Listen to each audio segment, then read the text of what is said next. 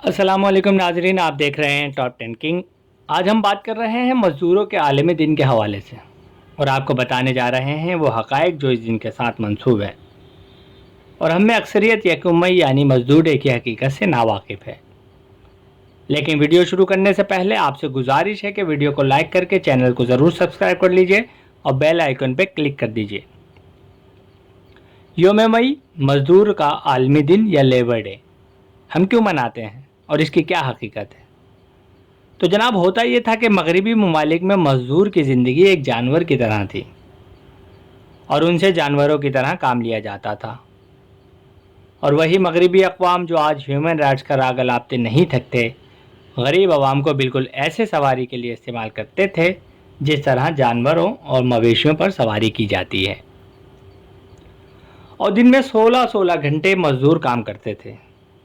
तनख्वाह भी कुछ ख़ास नहीं थी, ओवर टाइम का तस्वुर ही नहीं था। ड्यूटी के दौरान अगर कोई मज़दूर ज़ख्मी हो जाता या मर जाता तो इसके तमाम अखराजात खुद मज़दूर के ज़िम्मे थे।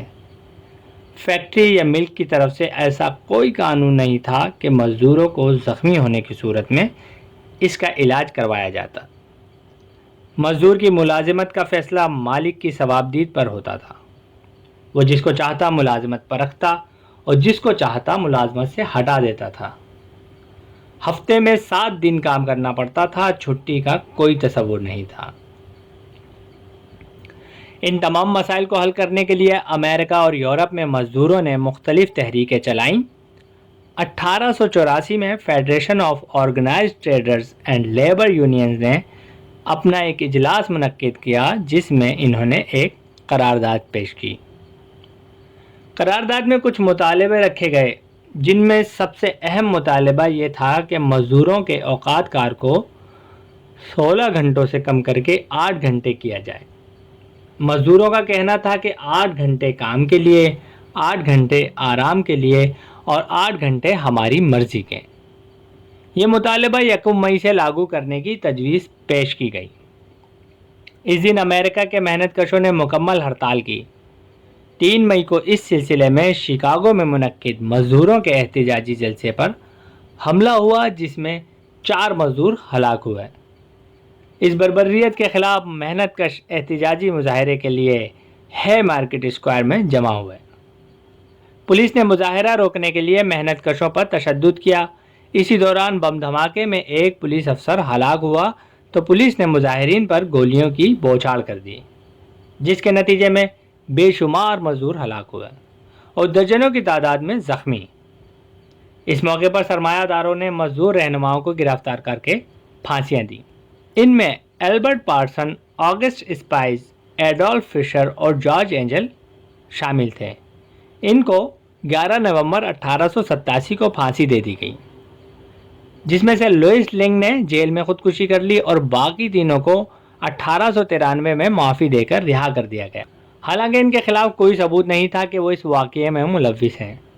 इन्होंने मजदूर तहलीक के लिए जान देकर सरमायादाराना निज़ाम का इंसाफ और बर्बरियत वाज़े कर दी। इन हलाक होने वाले रहनुमाओं ने कहा, तुम हमें जिस्मानी तौर पर तो ख़त्म कर सकते हो लेकिन हमारी आवाज़ नहीं दबा सकते। जब मज़दूरों पर फायरिंग हो रही थी तो एक मज़दूर ने अपना सफ़ेद झंडा एक ज़ख्मी मज़दूर के खून में सुर्ख करके हवा में लहरा दिया। इसके बाद मज़दूर तहरीक का झंडा हमेशा सुर्ख रहा। 1889 में रेमंड लेवेन की तजवीज़ पर 1 मई 1890 को योम मई के तौर पर मनाने का ऐलान किया गया। इस दिन की तकरीबात बहुत कामयाब रहीं। इसके बाद ये दिन आलमी में योम मज़दूर के तौर पर मनाया जाने लगा, सिवाय अमेरिका, कनाडा और जनूबी अफ्रीका के। लेकिन बाद इन ममालिक में भी लेबर डे मनाया जाने लगा और इसके बाद मज़दूर तबके की आलमी तहरीक बड़ी तेज़ी से फैली और 40-50 सालों में दुनिया की तकरीबन निफ्स आबादी पर मज़दूर तबके का इनकलाबी सुर्ख रंग का परचम लहराने लगा और आज ये दिन पूरी दुनिया में मनाया जाता है। दरअसल ये दिन मगरबी ममालिक के सरमायादारा निज़ाम के जुल्म की वो दास्तान है जो इन्होंने मेहनत कशों पर की है और उनके हुकूक दबाने की बहुत कोशिश की, लेकिन वो अपने जुल्म को ना छुपा सके और बिलाखिर मज़दूरों के हुकूक के लिए ये दिन मनाया जाने लगा।